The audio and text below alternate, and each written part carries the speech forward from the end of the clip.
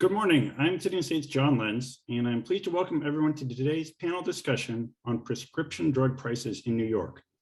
This discussion is hosted by City and State and sponsored by AARP New York, and it centers on legislation pending in Albany, where a state budget is due in just weeks. We've all seen the debates in Washington over how to address the high cost of prescription drugs, but today we'll hear from state lawmakers about what can be done right here in New York. Try to get to some of the measures that have already been enacted recently, but we'll focus primarily on a few specific proposals in play, how they might help, and whether they'll get done. We do only have 1 hour, so we'll get going right away here. I'll briefly introduce our panelists, and due to time constraints, we'll do without any extended introductions or presentations. I ask that each panelist try to keep responses to 2 minutes so that everyone has a chance to answer a few questions. Our panelists today are State Senator Alessandra Biaggi, who's a sponsor of at least one of the measures we'll be talking about today, State Senator Gustavo Rivera, who chairs the Health Committee, Assemblymember Rodney Bishop-Hermelin, who also leads the Brooklyn Democrats and is an ally of Mayor Eric Adams, Assemblymember Jessica González-Rojas, who was previously at the National Latina Institute for Reproductive Justice, Assemblymember Richard Gottfried, the longtime chair of the Health Committee, Assemblymember Jon McDonald, who is a pharmacist, Assemblymember Jon Salka, who is a registered respiratory therapist and has experience with hospital management, Assemblymember Nader Sayegh, who has served on hospital committees and I believe has several children in the medical field, Assemblymember Michael Solage, who chairs the Black, Puerto Rican, Hispanic, and Asian Legislative Caucus, and hope we can hear about the impact on people of color in New York during this discussion. And finally, Bill Ferris, Senior Legislative Representative, AARP New York. Welcome, everyone. All right, let's get going here. We'll start with the push to expand access to New York's Medicaid savings program and thus to drug affordability programs. There's a measure sponsored by Senator Rachel May and Assemblymember Gottfried, which would make New York's Medicaid savings program available to more seniors, which would help cover medical costs and also automatically enroll them in Extra Help, the program to help cover out-of-pocket prescription drug costs. This is projected to save the state millions of dollars. And let's start with Senator Biaggi on this bill. Where do you stand on this issue? Where do you see this bill going this session? So first of all, good morning. I'm very glad to be here with my colleagues on this really nice Friday morning to talk about a topic that I think we should be talking about every single day, which is at the end of the day, making sure that all New Yorkers not only have access or have the right to healthcare, but frankly can afford it. And so in the effort that you just mentioned, which is again, Senator May's bill, I not only support this effort, but I really do think this is a necessary step and frankly, an effective way to expand access to affordable prescription drugs for tens of thousands of low-income older adults and individuals with disabilities. I, again, not only support this bill, I signed on to Senator May's budget letter to make sure that this is also included in the Senate's One House budget, which we will be submitting in just a matter of weeks. Great, thank you, Senator. And over to our other senator joining us on the panel today, Senator Rivera. You are the chair of the Health Committee. I believe this bill is currently in your committee. And I will add too, I know you were at times no fan of the Cuomo administration. Where does the Hochul administration stand on this? And do you are you optimistic that the governor could get behind this? First of all, John, I don't know where you got the idea that I was not a fan of The Departed. Except that, you know, every other day I talked about how terrible a human being and everybody who was around him was. Anyway, I am very supportive of this project. I'm very supportive of this proposal. As far as as a Hochul administration as a whole, and I know that my colleague Dick Gottfried is definitely going to mention this. We're in the middle of the budget negotiation, and this was actually the best health budget that he's ever seen, and he knows what he speaks of. Still, lots of things that need to be done in it to make it even better, and certainly this would be this would be part of that. But I will just say something that I'm going to probably say many times during this panel today. There's a lot of these things that could actually be fixed if we passed the New York Health Act, because when it comes to drug prices, we could actually negotiate as a state for them. So I'll probably come back to this, but in this particular issue, I'm very supportive of this piece of legislation, and I hope to make it a reality this year. Thank you, Senator. And then we'll go to Assemblymember Rodney's Bichot-Hermelin. And another note for our audience, she'd hit some traffic. The Assemblymember will be joining, but not on camera as she's in a car at this point. Assemblymember Bichot-Hermelin, over to you. Yes, thank you so much for having me on this panel. And this is a panel that's done every year. And I want to thank my colleagues for also joining. I want to thank the bill sponsors for these wonderful and crucial bills. I myself have been a caretaker of an elderly mom. And I have, firsthand have seen how people like my mom suffered and not being able to comfortably retire because they have to deal with high prescription drug prices. So I'm really happy today that we're talking about some great bills that are that will allow to expand access to drug affordability.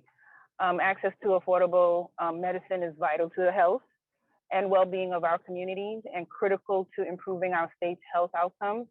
It is imperative that we make prescriptions affordable. 1/4 of adults currently take 4 or more prescription medications, and 3 in 10 of those taking 4 or more prescription drugs say that they have difficulty affording their prescriptions. And again, I took care of my mom, and my mom had to take like 10, 20 pills a day, just to keep her afloat. And if you don't have a care advocate to navigate the system, whether you're dealing with Medicaid or Medicare, you're not going to be in a position where you will live long, because this is not on your side. We are mourning the passing of a constituent of mine. Her name is Ellen Belofsky. She was a community activist in Brooklyn, and she championed for the New York Health Act. And Ellen believed, as I do, that prescription drugs should be affordable and easy to access for all New Yorkers. Unfortunately, she spent her last month arguing with her insurance company to get the treatment she deserved. By making prescription affordable, we are honoring the legacy of Ellen and so many others. So I fully support this bill and the expansion of affordable drug programs for everyone. Great, thank you. And I believe the question was asked, and maybe someone answered it. This is the specific bill we're discussing. It's S8228, the counterpart in the Assembly, A9245, if I'm not mistaken. Assemblymember Jessica González-Rojas, over to you. Well, first off, again, thank you for everyone for being here and for hosting. I'm glad to be here with some of the biggest champions for healthcare. As you mentioned, John, I spent my career fighting for reproductive justice, specifically for Latinas, but for communities of color and people who are very much marginalized from the system. So this bill is so important.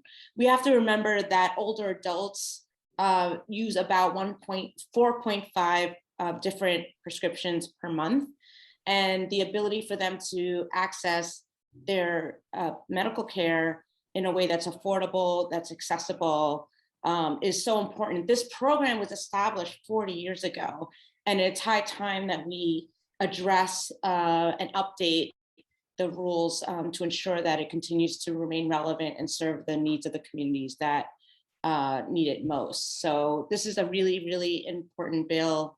I'm really excited to have it seen introduced in the Assembly recently. And I will certainly be championing that alongside what others have said. And I'm also will continue to have that drumbeat of the New York Health Act, because ultimately I think that's our big vision of ensuring that every single person has healthcare, no matter their immigration status, their gender identity, how much money they have in their pocket, or their zip code. Great, thank you. I will now go to Assemblymember Gottfried. This is your bill, and we've heard from some of your colleagues, there seems to be some strong support for this. If you could get in the weeds a little bit, how would this work? And is there any kind of price tag, or what would the cost? What are the dollar implications here? Well, under the federal Medicare program, there are several programs for low-income beneficiaries of various income categories. And federal law allows states to raise those income eligibility levels so more people can take advantage of those savings plans. Some elements of it require the state through the Medicaid program to kick in money. Other pieces of it do not. For New York, because we have our own prescription drug program for seniors, the EPIC program, increasing their status under Medicare through this bill will actually save the state EPIC money. So through that magic, essentially it's a break even for New York, but for a lot of low and moderate income Medicare beneficiaries, it would help them meet not only their prescription drug costs, but other copays under Medicare. And of course, under the New York Health Act, all of this would go away. Seniors, like everybody else, would have their healthcare costs fully covered by the New York Health Act, building on top of Medicare, and particularly with prescription drugs, because New York Health would be negotiating with drug companies on behalf of 20 million consumers, far more than any insurance company negotiates for today. We would be getting dramatic savings in prescription drugs to the program. Got it, great. And the New York Health Act, several of you mentioned that. I do want to get to that momentarily, but I'll go now to Assemblymember McDonald. Again, you are a pharmacist yourself, so you bring that perspective. What's your view on this bill in particular to start with? This bill makes perfect sense. It's a program that actually is going to have federal participation, federal support. As Dick had rightly mentioned, it may actually take some pressure off the EPIC program, so therefore it adds to the savings of the program. But it really addresses one of the challenges we have in the absence of the New York Health Act, which, as you know, we could make into a mini-series starring Dick and Gustavo. The reality is that many individuals, for a variety of different reasons, end up with inadequate coverage. So if we can raise that threshold to capture more people with affordable coverage, with less barriers, we're doing a good thing in many aspects. So I'm very supportive of it. I'm glad Dick's introduced it, and it makes good sense to be part of the budget discussion. Great, thank you. And I'll note here, this is a bipartisan issue, a bipartisan discussion. Assemblymember Jon Salka, I believe you are a Republican, but also you have a lot of experience in the healthcare sector as well. Let's hear from you. Thank you, and thank you for conducting this forum. Any efforts to help our seniors, who are deserved as much, if not more, than anybody in our society, to be able to afford their critical medications, is something that should be fully considered. From the trenches, for years, I saw seniors coming into our emergency departments that had to make a choice between food and drugs. This should not happen. It should not happen in New York State. It should not happen in the United States of America. Someone comes in, they're hypertensive or they're hyperglycemic, and it's because they weren't able to afford their medications. Anyone, poor, disadvantaged seniors, should always have fair and equitable treatment when it comes to being able to take their medications. I would hope that this would also prompt the people in the medical community to give a more critical assessment of whether or not some of these medications are even necessary. We would have people come into our emergency room with a bag full of 30, 40 meds. And of course, they all interact with each other. So I'm hoping that out of this, we can also begin a discussion with the members of our medical community, our physicians, our providers, that someone doesn't need 5 inhalers, or they don't need 4 or 5 different hypertensive medications. So I think this would be able to also spark a discussion on the root of what we can do to maybe start to trim some of the usage out there too. Okay, thank you. And we have 2 more lawmakers to hear from. Appreciate your patience. Next, we go to Assemblymember Sayegh. Thank you very much, John. Really appreciate city and state and AARP. Healthcare for me is very important. As you said earlier, I have so many family members in the healthcare profession, served on hospital board of trustees, and healthcare was very important, sought to be on the health committee. And really the health committee here in New York from the assembly and led by really our master on healthcare, Dr. Gottfried, really put New York in the forefront of protecting healthcare for all. And I do support the legislation.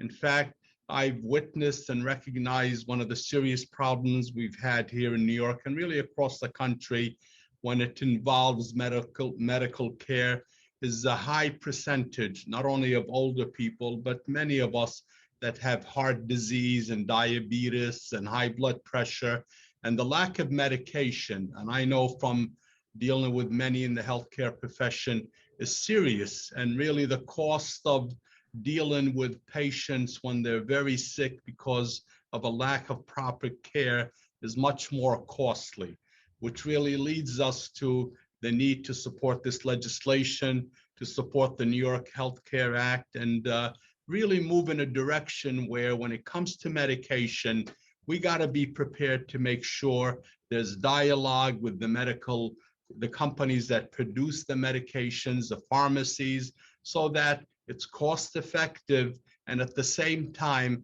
it allows us to make sure that companies are not producing the medications because there's no incentive. So we got to find a middle ground. We got to make sure, we get government involved, healthcare advocates involved, people in the healthcare industry at hospitals, physicians involved, so that at the end of the day, what we do in policy and legislation is truly something that addresses the needs of the healthcare system in all aspects. Great, thank you. And let's go to Assemblymember Michael Solage. And thank you so much. Thank you to all my colleagues. It's just, a pleasure to be in this forum. And speaking about this from a racial lens, affordable access to affordable prescription drugs is really a racial justice issue. It's an economic issue. People of color are disproportionately impacted by chronic illnesses and certain health conditions such as diabetes, HIV, hepatitis B and C, hypertension, diabetes, obesity, asthma, I can go on. And low income individuals and communities of color are already besieged by poor access to healthcare, limited insurance coverage, and other health inequities. So when we talk about Gottfried's bill to expand eligibility for a Medicaid savings program, it's a win-win. This program will help individuals afford food, afford rent. So to me, it's common sense and something that we need to get done this year. Great, thank you. And finally, Bill Ferris at AARP New York, we'll go over to you and broadly any follow-up points you have. But I also understand this is something that the federal government encourages, this kind of change. Is that correct? Yes, we're in full support of this bill. And actually the federal government does, John, encourage states to take a look at their programs, make adjustments to the programs, actually recoup federal dollars to expand the programs. And that's exactly what Senator May and Assemblyman Gottfried are doing. And there's estimates about close to 100,000 people today will benefit from this program. And as people age in our state, more and more will become eligible for this and pay their Part B premiums under Medicare, pay for prescription drugs. So it's a win-win for the state coffers. And it's a win-win in AARP's opinion, most importantly, for low to moderate income people in the state of New York. And just to close that out, Assemblyman Gottfried, when you retire and if you want to volunteer for AARP, we'd be more than happy to help have you on board, and we'll give you a free t-shirt and you come back to Albany and help us do some citizen lobbying. So I just want to throw that out there. Well, that's a tempting offer. All right, thanks. We'll move on to our next measure. We're going to talk about these so-called pay for delay deals. They're deals between brand name and generic drug manufacturers in which the brand name company pays or otherwise persuades the generic manufacturer to keep a competing drug off the market. So the generic develops, the same drug, it's cheaper, could save money for consumers, but the big company, puts a pause on that. There have been efforts in other states to pass legislation along these lines. There have been some challenges, I believe. Some things has moved forward in California, but it's held up in the courts or still kind of being worked out. Let's start with Assemblymember Gottfried and Senator Biaggi, who are sponsoring legislation on this. Gottfried, Assemblymember Gottfried, over to you. Yeah, well, thank you. The pay for delay, this practice of brand drug companies essentially bribing generic manufacturers to not put a generic on the market. My initial reaction is I didn't understand why this isn't, just a plain old garden variety conspiracy and restraint of trade. But it's certainly an outrage. And so we've got a bill that would outlaw that. In California, it's at the moment sort of in an on again, off again, on again picture with litigation. There was a temporary restraining order. Apparently that has now been lifted, at least in part. The drug companies, every time states try to do something on prescription drug prices, the drug companies bring out an army of lawyers with sometimes, to me, preposterous legal theories and constitutional arguments. Sometimes we win, sometimes we don't. But any legislation in the prescription drug area, if you're enacting it, you have to assume you're going to get into a court fight with the drug companies because there's a lot of money at stake for them. Sure. And Senator Biaggi, I believe you're also a sponsor of this. Could you elaborate further? Absolutely. So first of all, this is a bill that I had introduced about 2 years ago now. It's been pending. It's a bill that I'm very proud to carry. And that's because when I found out about this practice, I thought that it must be an exaggeration. It seems a little bit outrageous. I'm being frankly facetious. It's not a little bit outrageous. It's a lot of bit outrageous. That at the same time that frankly, not just New Yorkers, but people around the entire country are facing these like unacceptable costs around how their medication is priced, as well as a lack of transparency, because it seems like prices are constantly changing. Even if you are getting the same medication every single month or have had and been on the same medication for many, many years. And essentially what we've allowed is for pharmaceutical companies to operate under minimal regulations at the expense of people. And this is not anything I'm saying that's groundbreaking. Unfortunately, this is incredibly inherent to the way that our medical system is set up in not only New York, but in this country. And so, I mean, the bill is essentially aimed at preserving access to affordable prescription drugs in New York by banning these pay to delay agreements. It is really, I don't even know the word to use, frankly, right now, but it's pretty outrageous that a pharmaceutical company could pay or incentivize a competing company to keep a generic, cheaper drug off the market, but that is what is happening. And unfortunately, the brand name drug manufacturers are compensating these generic drug manufacturers in significant amounts. And so the agreements are problematic, not just for the reasons I just listed, but also when they involve the first to file generic manufacturers in this process, because that means that no other generic manufacturer can actually enter the market until the first to file manufacturer has actually marketed its product for 180 days. So it's not only preventing medicine from reaching the people who need it the most, it actually, frankly, probably if you could draw a straight line to the number of harms that this kind of set of agreements has caused, as well as I'm sure deaths, because when you cannot access life-saving pharmaceutical drugs and prescriptions, it is actually a matter of life and death. And so the pay to delay agreements, which obviously are financial benefits, is something that I feel as if we have a responsibility to take care of. The FTC has actually found that the pay for delay agreements prohibit generic entry for an average of around 17 months longer than regular settlement agreements without such payments. And so that means that consumers are really forced to pay brand name drug prices, like I mentioned, which could be as much as 85% higher than the drug prices of their generic counterparts.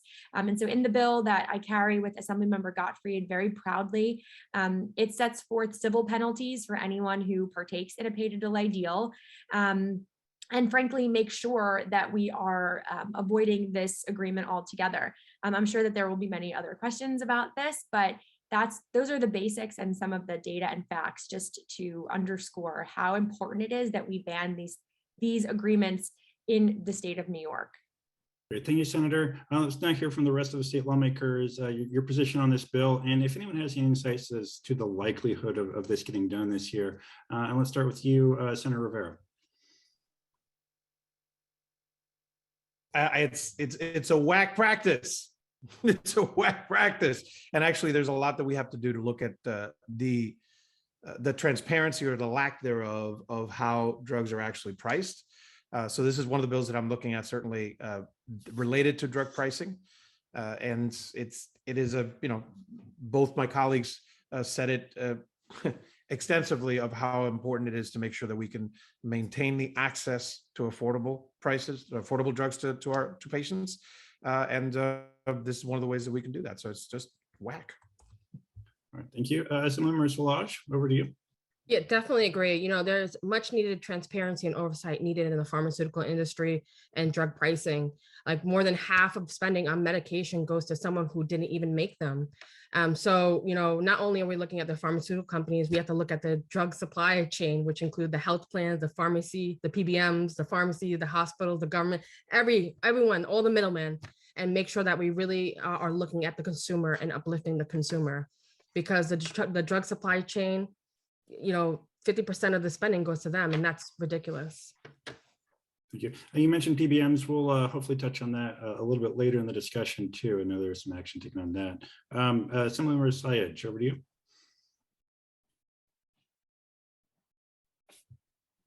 And I think you're. Yes, sorry about that, but I'm looking at this. I support the legislation, and I believe it's crucial to monitor and avoid these deals that really limit competition. I think all of us want to make sure that drugs are affordable, that they're accessible, and competition, you would think, in any business is good, to make sure that if somebody can produce a drug cheaper, and again, making sure that the drug is similar and it has the same benefits, because whether it's psychological, I know dealing with many patients and many healthcare providers, when you tell someone you're giving them a generic drug, they almost feel like a second-class citizen, that it's a cheaper drug, it's a cheaper brand, it doesn't have the same effectiveness. So the concern is if we can encourage, a system through this legislation and other means to monitor and make sure that there isn't so-called deal for deals and pay for deals, but assure that there's competition, that we can have cheaper drugs that are similar as far as benefits, then that would be a win-win. Thank you. Assemblymember Salka, back to you. Yeah, thank you. I by no means a big fan of pharma, big pharma. When I was working out of an office practice, some of the highest pressure that we got were from drug salesmen, and their tactics were dubious, to say the least. So we know what they're capable of to make a sale. And I want to make sure we don't, like my colleague just said, we want to make sure we don't stifle competition, that we give a marketplace that always incentivizes innovation and research, but they need to be reined in. They're out of control. They're making mega profits, and like any other industry that shows that kind of aggression, it needs to be watched closely. So, and again, like I said before, any effort to be able to put affordable drugs, access to affordable drugs to our seniors, to our disadvantaged, to our poor, is something that I will always strongly consider and support. Thank you. Assemblymember McDonald, back to you. First of all, I think this is best addressed at the federal level, but I commend the sponsors because we need to push this argument. The reality is you have to be worried about the trio of opposition to this. These are big influential entities. At least two of them are big influential entities. Pharma, obviously, But you also have the PBM industry. Don't forget, the PBM industry solicits significant rebates off these brand name drugs. This is why insulin prices are through the roof, the rebate pumping game going on between pharma and the PBMs. And the other entity, which actually this panel, genuinely, we all love, is our FQHCs and our SMPs. They actually, because of the convoluted nature of the 340B prescription drug program, generate significant revenue, which supports their operation and mission. So they're kind of like the innocent party in this discussion, but the reality is they stand to lose a significant amount of money if these brand name drugs come off patent sooner, because quite frankly, those brand name drugs are keeping their doors open. So it's a very convoluted, in the weeds conversation. Once again, maybe the next mini series to follow. Sure. Thank you. And then Assemblymember González-Rojas. Thank you. There's a few things I want people to remember, that people in the United States are paying the highest drug prices in the world. We are paying 3 times what other people pay in other countries. And the cost of prescription drugs are skyrocketing 4 times higher than inflation. So these practices are particularly egregious, are particularly horrific and cruel, because in fact, what they're doing is lining their pockets on the backs of our patients and communities, and also perpetuating crises like the HIV crisis.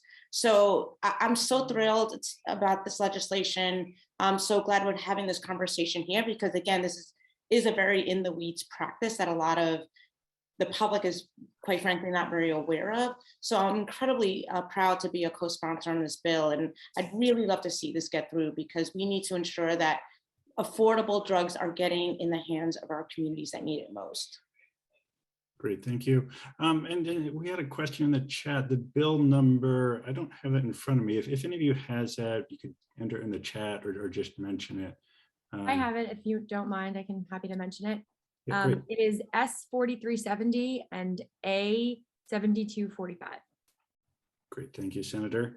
And then we'll go to Assemblymember Bishot Hermelin, who again will not be on camera because she's in transit. Assemblymember, if you're available, we're over to you now. Yes, thank you so much. First, I just want to, I agree with my colleagues, and I do feel that the drug companies are definitely exploiting New Yorkers, and it has been an economic barrier for New Yorkers who are struggling to make ends meet. Just so you know, generic drugs have been proven to be like one of the most safest and most effective ways for consumers to lower their prescription drug costs, and the use of generic drugs has been steadily increasing. So I am a proud co-sponsor of this bill, and I look forward to being advanced. I am in support of this bill. Great, thank you. And then Bill Ferris, AARP, over to you. Thanks, John. We're in full support of this bill, and to describe this practice in AARP's opinion, it's a scam. It's a practice that should not be allowed in our marketplace. It suppresses cheaper drugs that come onto the marketplace, and I think AARP, once we start telling our membership, once the public hears about this practice, once this debate occurs in Albany, people will be very shocked to know this actually exists. I agree with Assemblyman Gottfried and Senator Biaggi. When this issue came to AARP, there was a lot of people said the same thing. Is this actually legal? Can this actually occur in our marketplace? And there's very strong positions in the state of California. The governor, the attorney general, all have really gone after this practice in California. And as Assemblyman Gottfried said, anytime you get close to addressing a business practice of the pharmaceutical industry that goes anywhere near the profits they make and how much they charge for the drugs, you will end up in state or federal court. And we think that we welcome that debate in New York. We welcome when this bill passes and the governor signs it into law, we welcome that court battle. We welcome the battle in Albany to get this passed, because we are very confident when people find out about this practice and 1 out of 4 Americans can't afford their drugs and 1 out of 3 Americans sometimes don't fill their prescription, this bill, in our opinion, will sail through the legislature.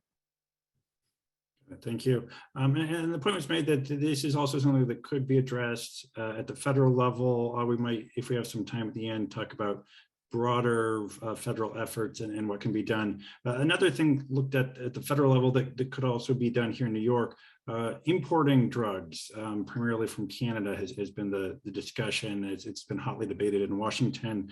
There is a bill introduced here in Albany by Assemblymember Gottfried and Senator Skoufis.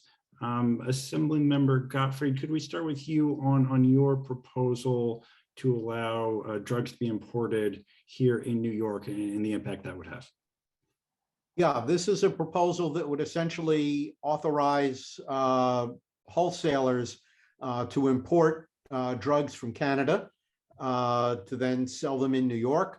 Canadian drug prices are, like almost every country on the planet, are radically lower than in the United States, even though we're talking about drugs that are made by American drug companies, exported to Canada, and we would then be buying them in Canada and bringing them back to America. But the prices are so dramatically lower in Canada that it would be worthwhile. We would need approval from the federal government, because they've got to certify that the drugs are quality products. Although, of course, today we're importing them from California or New Jersey. The only difference is that here they would be making a side trip to Canada. So it's the same products. The Canadians, interestingly, are apparently concerned that if enough US states start importing drugs through Canada, that could disrupt Canadian markets. But I would say our job is to look out for New York. Although I sometimes joke that New York ought to declare war on Canada, provided that we immediately surrender, and that the terms of surrender are that Canada agree to take over New York. That would be one way to get universal health coverage enacted. I sometimes have to stress that I'm kidding. I'm not really suggesting we declare war on Canada.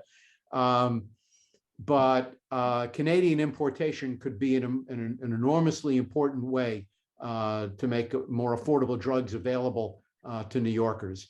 Several states have enacted these laws. They are still working on getting their federal approval. So it's an idea that several states are looking to do, but it hasn't yet been put into practice. Thank you. Assemblymember McDonald, if we could go to you next. It makes perfect sense. Dick's right. Other states have done this. I think the most important thing, though, at the end of the day that we need to keep in mind is that these drugs that are being imported have to be FDA inspected, FDA approved.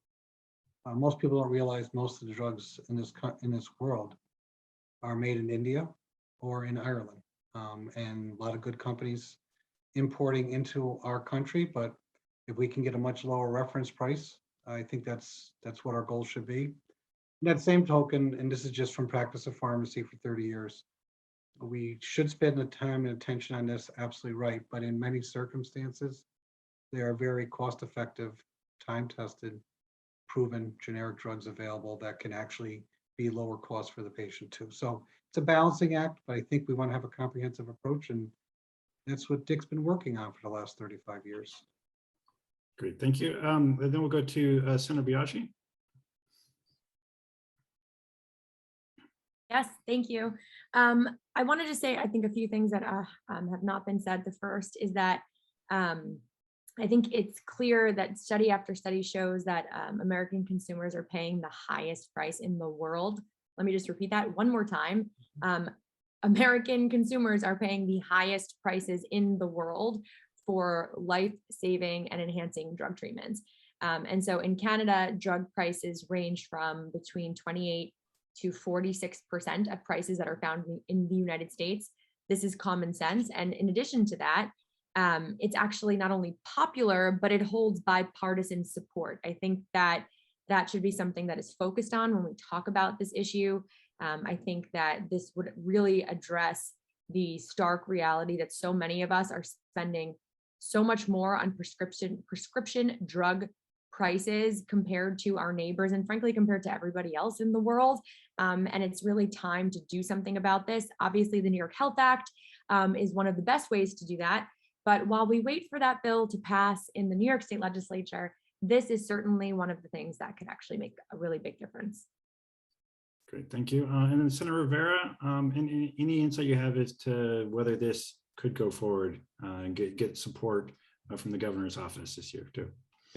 By the way, it's a great transition that Senator Biaggi did right there, because the New York Health Act would actually help solve this problem by allowing us to negotiate as an entire state with drug companies to be able to, get better prices. So, but as far as this being something that potentially could move this forward this year, it's not something I've talked to the governor's office about, but I do think that it's it is a night and day. I will take a moment to say that again. It is a night and day between the administration of the departed and this one. And certainly, while we don't agree on everything, it is a group of folks that actually wants to govern effectively, and actually conversations can be had. So I look forward to having this conversation, because I agree that this is one of the many things that we could do to actually make sure that we pay less for our drugs. However, the New York Health Act would certainly help us in that regard. Back to you, John. Well, I did want to follow up on that. This whole idea of importing from Canada, it makes you wonder, why don't we, what is Canada doing that we're not, and what could we do? It's not, I'm sorry to interrupt. It's not what Canada is doing. It's what the drug companies are doing, and whether they, because as was said already by a couple of my colleagues, we're not talking about two different drugs. We're not talking about, changing one letter and then changing the chemical component. No, we're talking about the same exact product sold at different prices. So the choices that are being made as far as what they sell at, it's not that Canada's doing different, is what the companies are doing differently. Are there, and I'll open this up to everyone, are there structural changes that could be made in New York or on a national level? Indeed, the New York Health Act. Well, we've walked right into that one. You did. Hey, John, just a comment on the Canadian, the importation. In AARP's opinion, this is just another business practice of the industry that's a scam. I think one of the assembly members said that New Yorkers or all Americans pay 3 times the amount of drugs for a price for a drug in anywhere in the world. There's absolutely no reason why here in Albany someone has to drive 3.5 hours across the border to try to get a cheaper drug. I mean, it's ridiculous. It's, how when these drugs are manufactured in the United States or otherwise, as Assemblyman McDonald said, they're all approved. The federal government makes sure they're safe. This is exactly my understanding of Mr. Gottfried's bill. Is those drugs are cheaper over there, bring them into the state of New York, submit a plan to the federal government, and make sure those drugs are safe. Case closed. It's just one of those things. Why are drugs so much cheaper in Canada? There's a whole host of reasons that can be addressed. A lot of stuff is being addressed at the federal level, but as we're here in New York, we have elected officials in New York, and let's start this debate about Canada. It's been going on for a few years, but let's have this debate, and we welcome the debate. And to have the pharmaceutical industry try to reconcile with elected officials, as I said, you drive 3 hours north from Albany, why can you get a cheaper drug? Sure. Hi, I just wanted to say something before you go to the other. This is Assemblymember Short. It is noted that President Biden's plan to let Medicare negotiate drug prices with the manufacturers and to import prescription drugs from Canada. There's a bill, is HR 3, and they have an estimated cost for this of it's not an estimated cost, estimated savings of $450 billion. Under this plan. So, they are talking about it on a federal level, because I know you mentioned what's being done on a federal level. But just know that importation is not a long-term solution of the problem of prescription drug affordability. As you mentioned, unless we have to take over Canada. I'm going to get Gottfried, this is a joke. But we need to find ways to help improve access. And this is just kind of like an interim way of improving access to medicine in the short term. But it cannot be a long-term solution because, again, it might impact, Canada's supply. Assemblymember McDonald, I think you had a quick point. Yeah, a couple things. First of all, this whole concept, it's not just Canada. You go back a couple of years ago, there were some very critical Hep C drugs that were $95,000 a 12-week treatment here in the United States.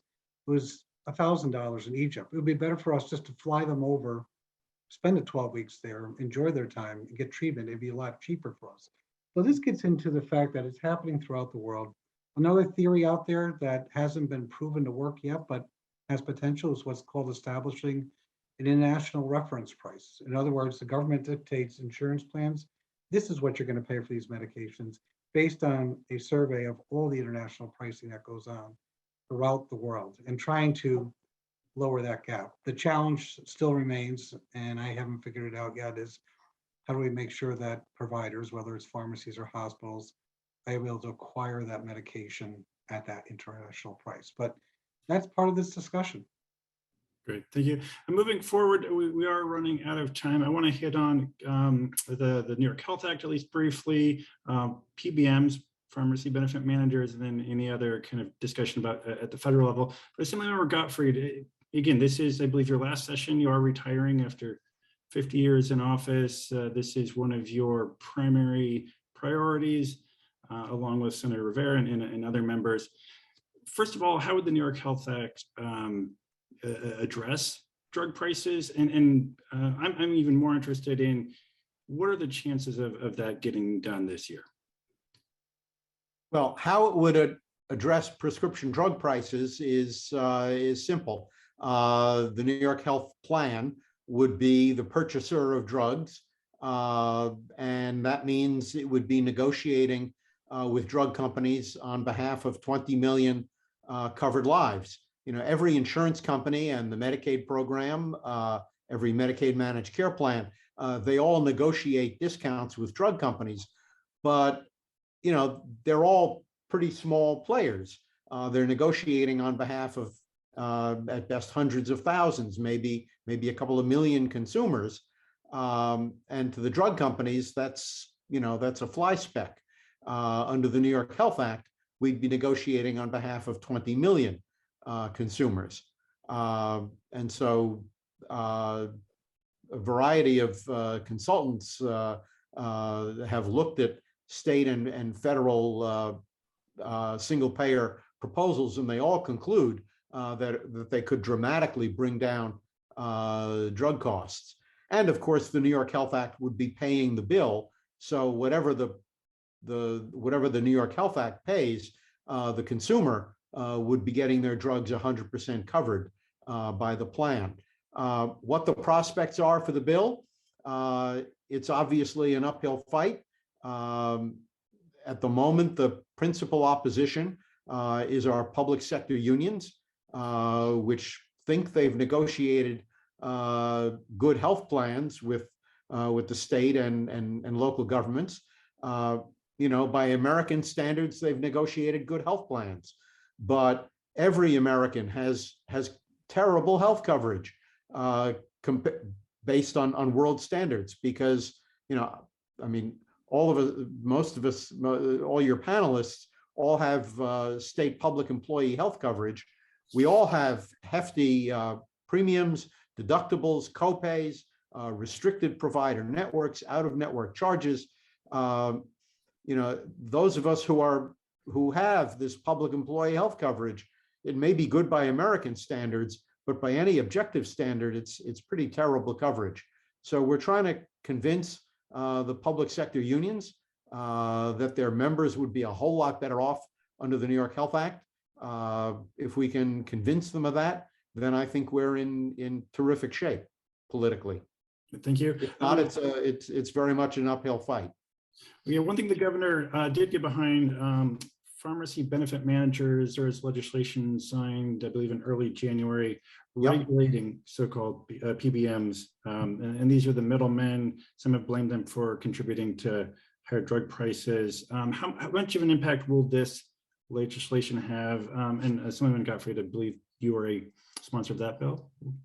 Yeah, the governor signed the bill in December. It will help to regulate PBMs. It will require them to deal with their client insurance companies and deal with pharmacists and consumers on a basis of fairness. It would have the State Department of Financial Services set up some strong criteria about the way they deal with pharmacists and consumers. It would set up standards for their pharmacy networks, so that there would be more pharmacies, more drugstores that can participate in given health plans. It's going to take some time for it to begin to have an effect, but I think in the long run, it's going to help consumers and pharmacists and even some some insurance companies in getting better prices. Great, thank you. And then Assemblyman McDonald, I do want to ask one more question. I think on the pay to delay bill, if I'm not mistaken, you said maybe that'd be better to be addressed at the federal level.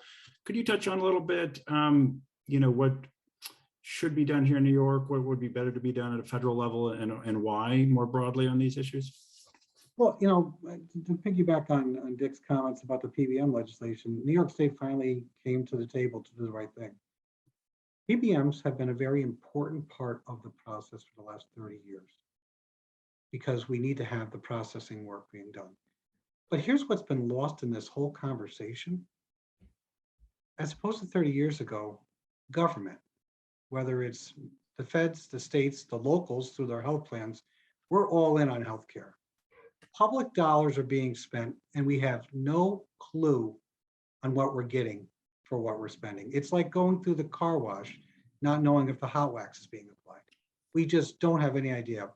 Dick's tenacity, along with Senator Breslin, has now got us to the point where we can take a closer examination. I mentioned earlier, the rebate pumping that's going on between the manufacturers and the PBMs. At the end of the day, people may not believe this, but the truth is prescription drug prices as a total spend throughout the country have not gone up appreciably. However, the consumer is seeing significant increases. We need to get the pharmaceutical companies and the PBMs in a very open and transparent manner to know where our public dollars are going, because they're not going to the people we represent. Good, thank you. Assemblymember, we have just a couple more minutes before our closing remark. Does maybe one or two of you have a burning point you just have to make before we run out of time? If you just raise your hand, Yep, Assemblymember González-Rojas. I think just to the point of the New York Health Act, there was a report recently that New York State is doing well in terms of insuring people. However, the people who are still excluded from insurance coverage are undocumented immigrants. I live in a district that is 62% immigrant. Not every single person's undocumented, but many of those people are excluded from healthcare. And we know if we want a healthy state, if we want a healthy city, if we want a healthy country, it is ensuring that everyone has access to healthcare. Every human being will have a health need in their life, even the healthiest among us. So I too am like a champion for New York Health. I think we really need to move the needle on this conversation. I think what others have said, what Dick has said about, sometimes our standards have become so low that a decent plan seems amazing. It's not. And we still need to make sure that we're ensuring that every single person can get the healthcare that they need, no matter what in the state. So I just really want to underscore that point and say that, I would love to see Assemblymember Gottfried's legacy be passing once and for all this year, the New York Health Act. I think we have about 30 seconds. Bill, I think. Yeah. John, I just wanted to close out a point from AARP. Just last month, the pharmaceutical companies in the United States raised prices for 800 prescription drugs in January of this year. And AARP has calculated that if consumer prices had risen as fast as drug prices over the last 15 years, gas would now be about $12.20 a gallon, and a gallon of milk would be $13. Just to put it in perspective of everyday use of necessities, gas and food. And it just goes to the point that we need to have this discussion in the state of New York about drug prices and how to best address affordability and access. Thanks, Bill. We're about out of time. First, I'll flag that we have another panel coming up on March 4th. City and State and AARP New York are partnering on a discussion about housing. There's a great lineup already in place, so tune in for that. Finally, I'd like to hand it off to Beth Finkel, State Director of AARP New York, for concluding remarks. I want to thank you all. First of all, thanks City and State.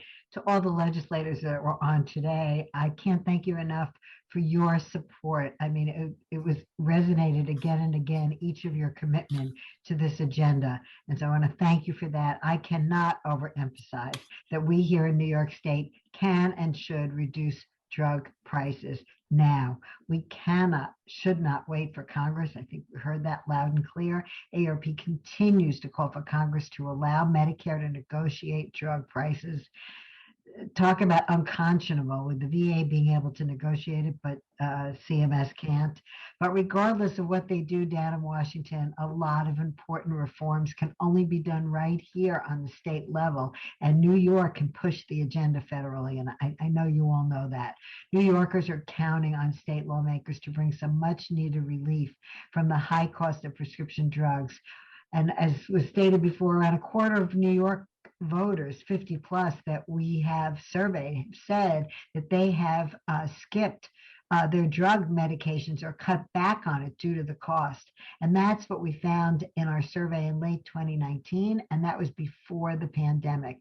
AARP New York supports these three common sense solutions that you've heard laid out today. We have to pass legislation for pay to delay deals in which brand name drug makers pay generic manufacturers to keep the cheaper drugs from reaching consumers. Every time I have to say that at a public audience, I can't even believe it. I mean, they can do that for nearly a year and a half on average. What does that mean to the pocketbooks of every person who needs those medicines? And what does it do to the health of every individual who needs those medicines?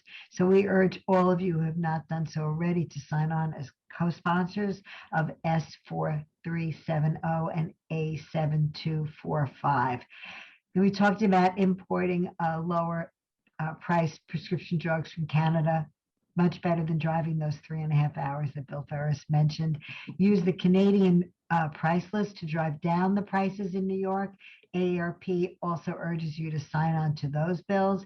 And lastly, and this is the one that must be done in the budget, expand eligibility for the Medicare Savings Program to help the 100,000 more low-income New Yorkers, seniors who could save over $5,000 each on their prescription drug costs. And again, this is for low-income New Yorkers. Also, over $2,000 each on their Part B Medicare premiums each year. That's a lot of money back in people's pocketbooks, and it's a lot of money back into the household that then they can go out and spend money that they need to on food and other things. And this would also actually help save the state money. And I think this came up again and again in the fiscal year, driving more federal revenue back to New York, which is what we desperately need to do. And it would help New York seniors with incomes between $17,000 and $27,000 by raising the archaic eligibility ceiling of 135% of the federal poverty level, which, by the way, hasn't been increased in 4 decades. So since the program was created, surely this initiative would save New York seniors and taxpayers money and should not be left on the table when this budget is finalized. So I want to thank you all. And AARP stands ready to work with each and every one of you to see these initiatives through. So thank you all. Thank you, Beth. Thank you to all our panelists for a great discussion, and thanks to everyone in our audience today. This concludes our program.